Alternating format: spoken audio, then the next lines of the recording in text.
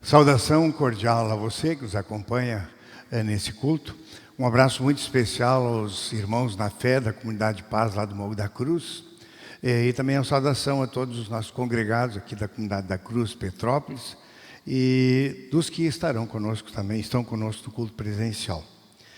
Eu fiz um esforço bem grande para tratar dos outros temas que as leituras desse dia sugerem, mas não consegui escapar de Romanos capítulo 13, já que estamos na véspera do dia da independência de nossa pátria.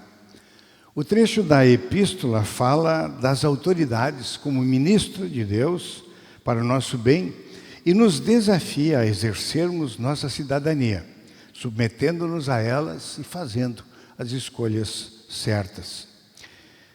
Para ficar no contexto, é importante a gente destacar que no capítulo 12 de Romanos, o apóstolo Paulo, com base em tudo que ele escreveu até aí, diz assim: eu peço pelas misericórdias de Deus que vocês apresentem os vossos corpos os seus corpos como sacrifício vivo, santo e agradável a Deus, que é o seu culto racional.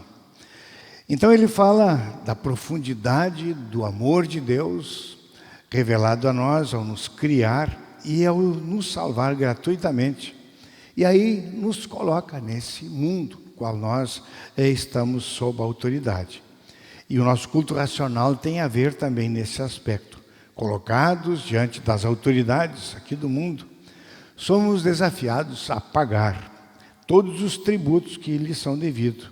E aí o apóstolo diz assim: a única dívida que vocês devem ter é de amar uns aos outros.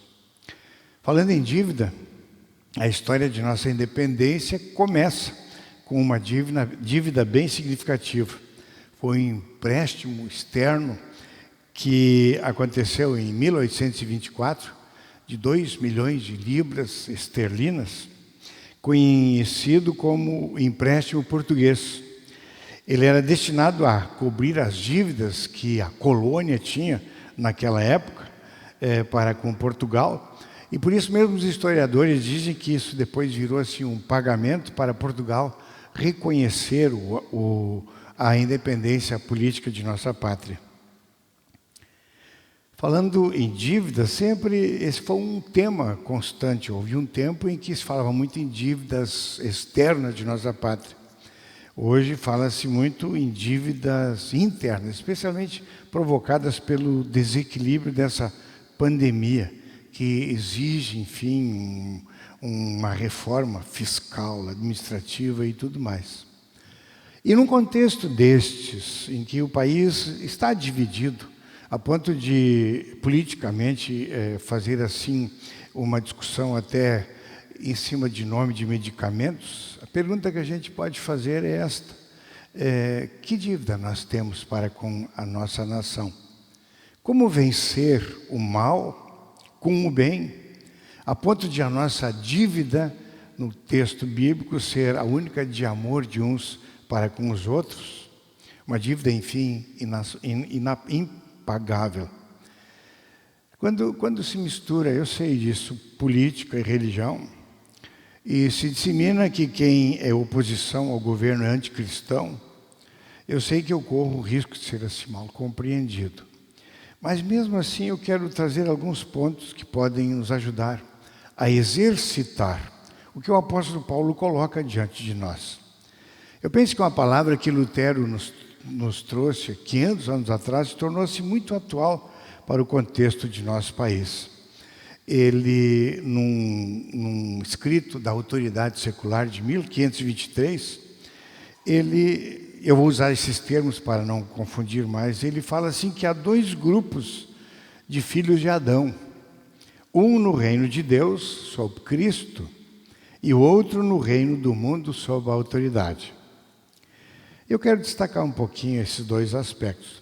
No reino de Deus, sob Cristo, a referência é sobre aquilo que Jesus disse a Pilatos, por ocasião da sua condenação: o meu reino não é deste mundo. Este regimento lida com o Evangelho de Cristo e anuncia o seu propósito, que é tornar o ser humano diante de Deus, uma nova criatura pela ação do Espírito Santo através do Evangelho. Foi o que Jesus disse no Evangelho de hoje. O Filho de Deus veio para salvar o que estava perdido. É sua graça salvadora que nos envolve e nos torna novas criaturas. Nos permite, em aspecto de fé, sermos como criancinhas. E aí, na nossa vida, agirmos com espírito voluntário. Vale aí a lei do amor, daquele novo mandamento que Cristo disse: amem os outros, assim como eu os amei. Então, para quem está em Cristo, além de tudo que o dever possa exigir dele, um débito que nunca pode ser lançado como pago integralmente é este débito do amor. As dívidas de nossas culpas perante Deus foram pagas pelo sangue inocente do Filho de Deus. O restante é como nós, então, aqui no mundo procedemos. Aí nós entramos, então, no reino do mundo sob a autoridade. Aí a gente precisa, de fato, viver sob a autoridade. Paulo, ao falar das autoridades, ele fala das autoridades que existem, não de alguma autoridade ideal ou meramente referência, mas fala de quem de fato está governando. Então, insiste em que Deus é a fonte de toda autoridade. As pessoas revestidas de autoridade são servos de Deus para o bem dos seus governados, e quer eles saibam disso ou não. Então, esse regimento é para garantir a convivência pacífica entre as pessoas, castigar o mal através das autoridades constituídas. Agora, nesse regimento vale a razão, cabendo às pessoas escolherem e decidir suas normas com bom senso. Este regimento legisla sobre o corpo e os bens, mas nunca sobre os assuntos de fé, não podendo impor nada nesta área de valores espirituais. Acontece que, como cristãos, nós participamos destes dois reinos. No reino de Deus, sob Cristo, somos guiados pela palavra e pelo Espírito, como diz, chamados a tornar-nos como crianças e confiar plenamente no Pai Celeste. Somos chamados a lidar com o problema do pecado na base do perdão que Cristo conseguiu. O Evangelho de hoje nos trata do cuidado que é preciso ser feito na busca do perdido. E nós temos esta tarefa de irmos em busca do perdido, lidar com o irmão faltoso e ganhá-lo de volta pelo arrependimento para quem o perdão de Cristo é estendido. No reino do mundo, sob as autoridades constituídas, é necessário que nós nos sujeitemos a elas. E aí o limite é bem aquilo que os cristãos, os apóstolos, viveram quando foram levados a negar Cristo. Eles disseram: antes importa obedecer a Deus que aos homens. Sempre este limite nos coloca aqui. Mas o apóstolo diz que nós respeitamos a autoridade não por causa do temor de punição, mas sim por dever de consciência. Precisamos, como disse, lidar com a razão e praticar tudo aquilo que Mateus 7:12 diz: o que vocês querem que os outros façam a vocês, façam também a eles. Parece que um dos nossos problemas da atualidade em relação ao governo, aí eu coloco o executivo, o legislativo e o judiciário, está em não fazer essa distinção entre esses reinos. Em especial, grupos evangélicos em apoio ao governo Bolsonaro querem governar com a Bíblia. Daí se dissemina nas redes sociais que quem apoia o governo é cristão e quem faz oposição é anticristão, comunista. Aí é preciso destacar que a nossa autoridade máxima é a Constituição Federal, que diz no seu primeiro artigo: a República Federativa do Brasil, formada pela união indissolúvel dos estados e municípios e do Distrito Federal, constitui-se em Estado democrático de direito. As pessoas que ocupam os cargos estão sob esta autoridade e são eleitas não só para governar seus apoiadores. Cabe aos cidadãos pagar o que lhes é devido e zelar pelo cumprimento desta Carta Magna. Também tem que se dizer que numa democracia é preciso haver partidos de oposição para não só fiscalizar as decisões do governo, mas colaborar para direcionamentos melhores. Isto quer dizer que o cristão de sã consciência pode também fazer oposição. Enfim, irmão e irmã, as nossas atitudes cristãs em relação ao Estado procedem da fé. Nossa lealdade cívica, portanto, faz parte de toda a vida de fé e de amor.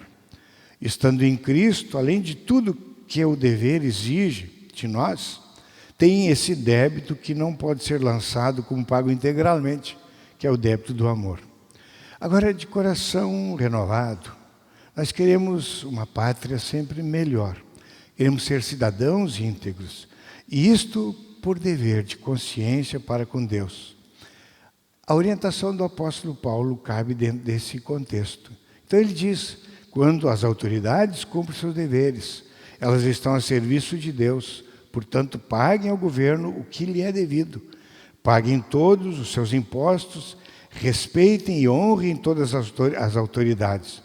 E não fiquem devendo nada a ninguém. Ele conclui, a única dívida que vocês devem ter é do amor de uns para com os outros. Pois quem ama os outros, cumpre a lei. Que Deus os abençoe. Amém.